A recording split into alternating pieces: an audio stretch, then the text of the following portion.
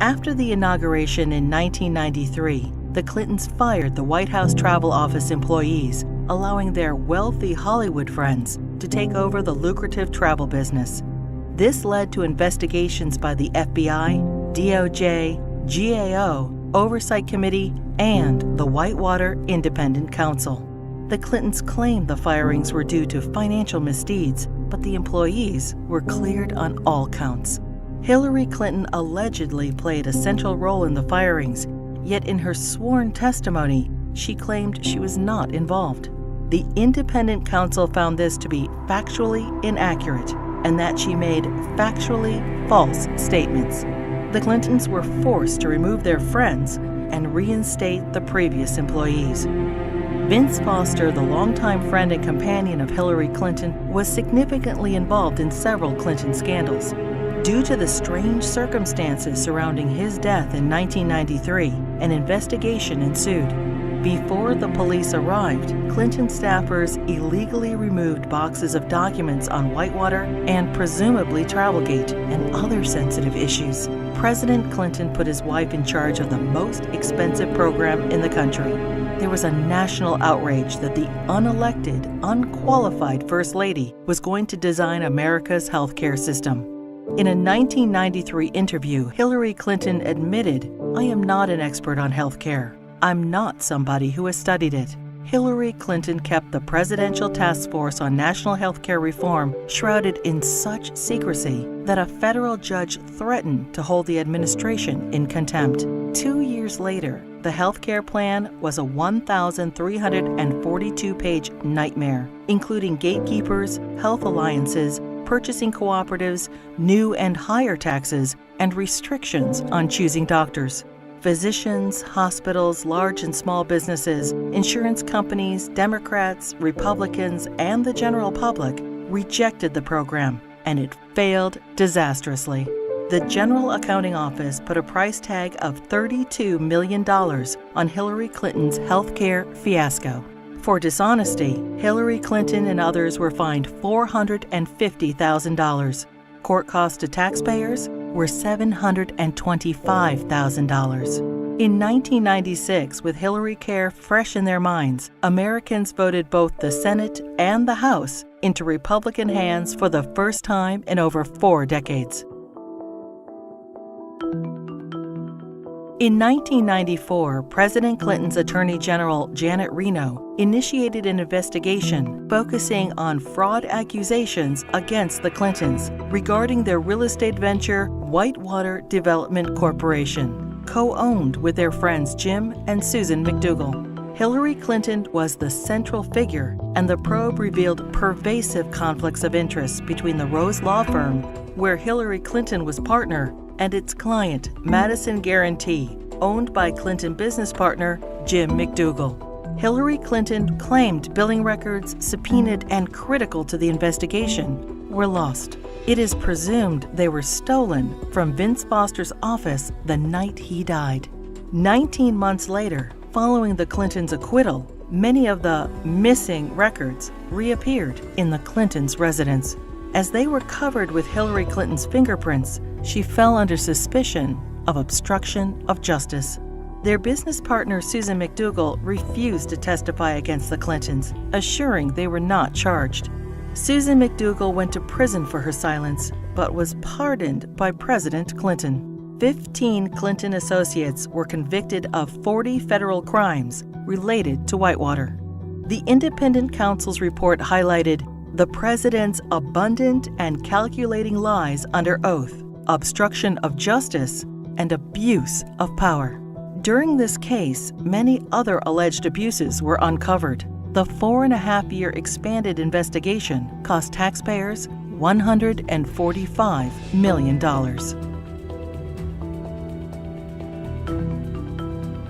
Hillary Clinton's trades in cattle futures raised suspicions of improprieties as her very first trade of $5,000 quickly turned into over $490,000. She refused to release her tax returns for the years in question. Hillary Clinton insisted that she made all the investment decisions herself, The investigation proved her trades were actually placed by her friend James Blair through the brokerage firm Refco. James Blair was outside counsel for Tyson Foods, the largest employer in Arkansas, which is state regulated.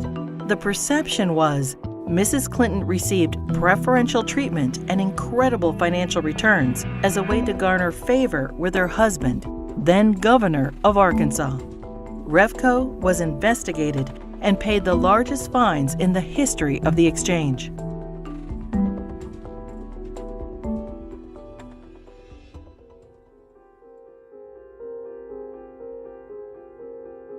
The Clinton administration improperly requested and received FBI background reports on 900 Republican officials. Hillary Clinton allegedly initiated the request to add data to her enemies list, leading to 3 separate investigations in 1996. In testimony, the White House Personnel Security Director refused to name Hillary Clinton as the source of the request, and he was forced to resign. Hillary Clinton claimed she was guiltless and was called a congenital liar in the New York Times. The fund was established so individuals or companies hoping to garner favor with the president could help pay the Clintons' endless legal bills. In 1996, the Justice Department investigated campaign fundraising abuses and cover-ups by the Clintons in connection with an effort by China to influence administration policies. In violation of U.S. law, agents for the Chinese government and military funneled millions into President Clinton's re-election campaign, the Clinton Legal Defense Fund, and the DNC. The DOJ's report stated, "A pattern of events suggests a level of knowledge within the White House, including the President's and First Lady's offices, concerning the injection of foreign funds into the re-election effort." The Clintons were accused of using the IRS to harass their enemies, including Republican politicians, the White House Travel Office, the NRA, Judicial Watch, the Heritage Foundation, and other conservative organizations. A senior IRS official admitted that Clinton opponents were singled out for tax audits.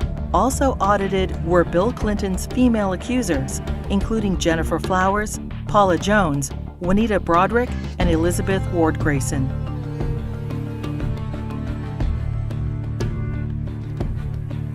As he was leaving office in January 2001, President Clinton pardoned 450 people for crimes ranging from cocaine trafficking to kidnapping and terrorism.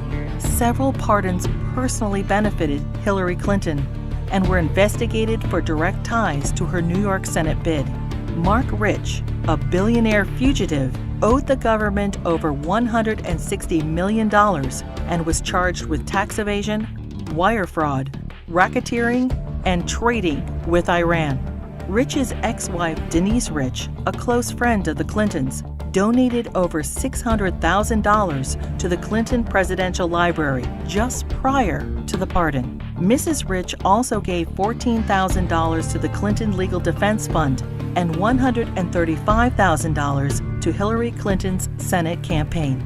The New Square Four were elders of a Republican voting Hasidic community convicted of defrauding the government of millions of dollars. Candidate Clinton met with their Grand Rabbi. Hillary Clinton received their votes, and the New Square Four received their pardons. Hillary Clinton claimed, "I did not play any role whatsoever in the pardons." Hillary Clinton's brother, lawyer Hugh Rodham, charged high fees to use his family influence to obtain presidential pardons. Carlos Vignali, a Los Angeles drug lord, paid Rodham over $500,000, and his sentence for cocaine trafficking was commuted. Almond Braswell, a scam artist, paid Rodham over $250,000 and was pardoned for defrauding senior citizens of millions of dollars.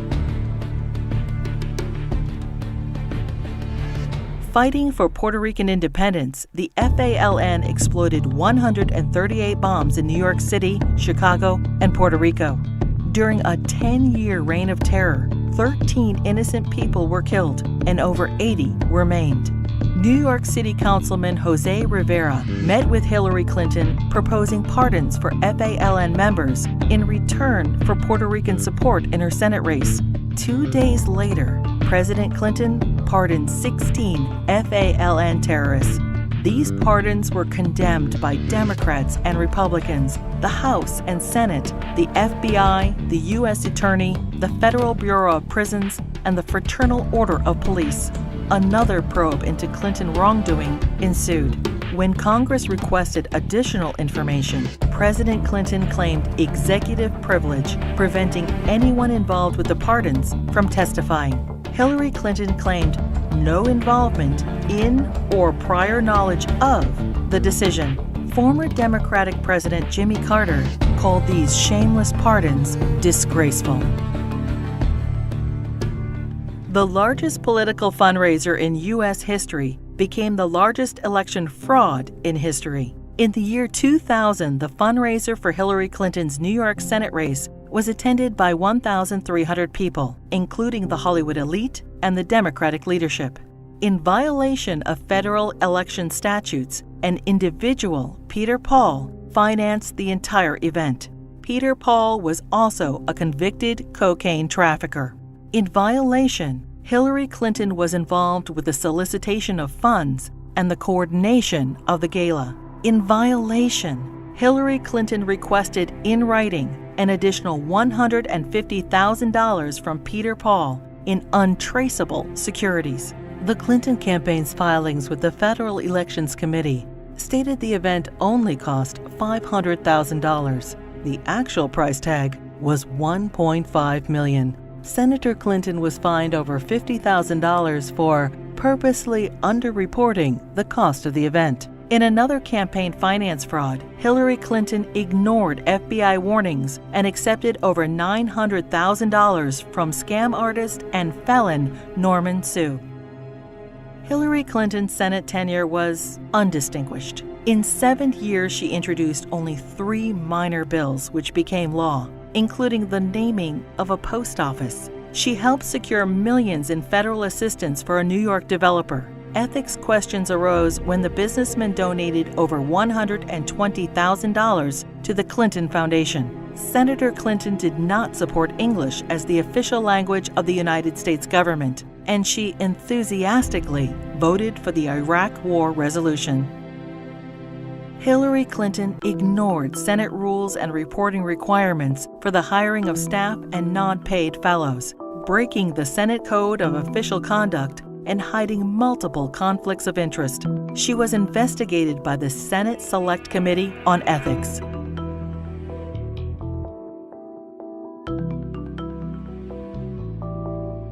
Hillary Clinton's long history of campaign finance abuses continued.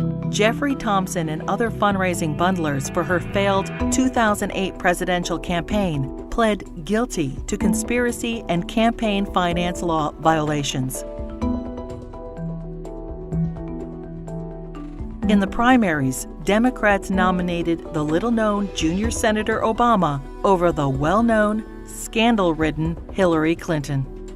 In 2009, President Obama nominated Hillary Clinton as Secretary of State. In 2014, the State Department spokesperson was asked to identify one tangible achievement from Hillary Clinton's 4 years as Secretary of State. She responded, "I am certain those who were here at the time, who worked hard on that effort, could point out one." Secretary Clinton's tenure had no signature doctrine or diplomatic breakthrough. It was, however, 4 more years of scandals. The Clinton State Department wasted $80 million on a U.S. consulate in northern Afghanistan, which will never be completed. Under Clinton's name, the Foreign Service gathered details on foreign diplomats, our allies and officials of the UN, including internet usernames, email addresses, credit card numbers, fingerprints, frequent flyer account numbers, and work schedules. The Clinton State Department lost approximately $6 billion due to improper filing of contracts. The FBI, CIA, and the DOJ requested that Boko Haram be designated as a terrorist group so the agencies could pursue them. Secretary Clinton declined, and the group continued its reign of terror, including the kidnapping of 300 schoolgirls in Nigeria. A special investigator for the State Department claims probes into illegal acts by the Diplomatic Security Service and ambassadors were influenced, manipulated, or simply called off under Hillary Clinton.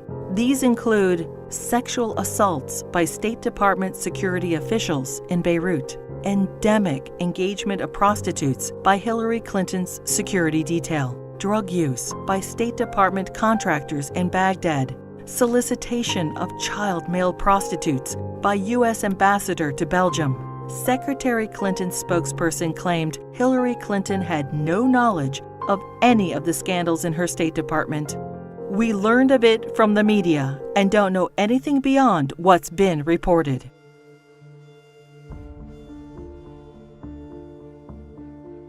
The United States mission in Benghazi, Libya, was attacked on September 11, 2012. As Hillary Clinton was Secretary of State at the time, she is at the heart of the cover-up investigation.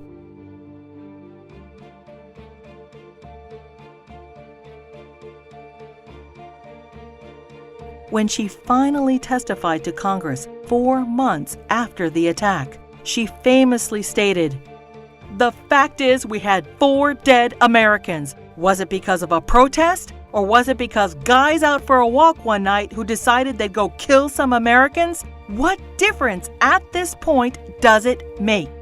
Hillary Clinton testified that she submitted all documents requested by Congress.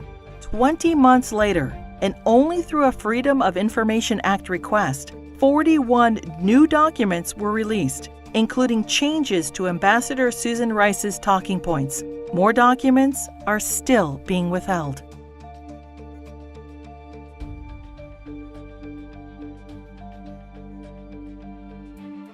The Presidential Records Act allows restricted access to documents for 12 years after leaving office. Now, 14 years later, the Clintons are still withholding thousands of records from the public.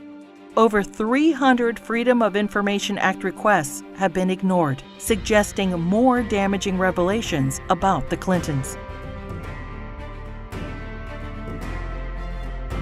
It is difficult to separate the Clintons' personal and political financial ventures from those of the Clinton Foundation. The New York Times expose on the Clinton Foundation details moral and fiscal chaos, shameless fundraising, and calls it mired in conflicts of interest.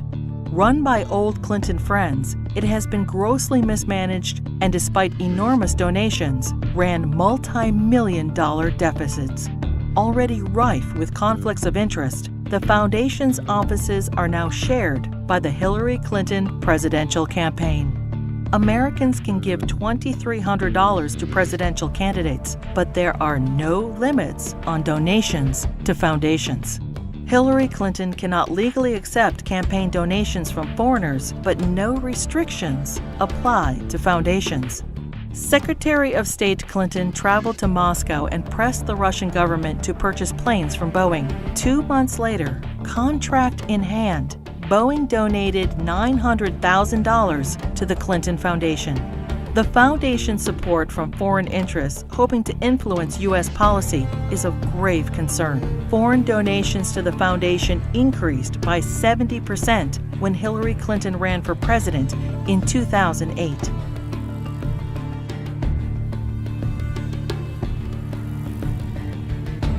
Saudi Arabia has financed terrorists, has an abysmal women's rights record, and punishes homosexuality by death. And yet, the Kingdom of Saudi Arabia is one of the largest supporters of the Clinton Foundation. In a Clinton co-presidency, every large donation could raise suspicions of improprieties or influence peddling and lead to non-stop investigations.